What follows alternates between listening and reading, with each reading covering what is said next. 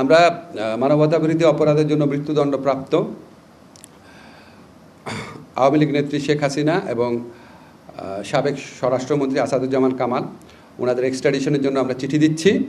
এবং এর পাশাপাশি ওনাদের প্রত্যর্পণ করার জন্য, যেহেতু ওনারা এখন কনভিক্টেড মৃত্যুদণ্ডপ্রাপ্ত,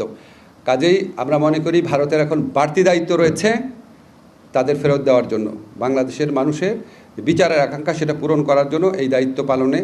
ভারত যেন আমাদের সাথে এক্সট্রাডিশন চুক্তি অনুযায়ী তার অব্লিগেশন পালন করে, সেই জন্য সেটা স্মরণ করিয়ে দিয়ে ভারতকে আমরা চিঠি দিচ্ছি। একই সাথে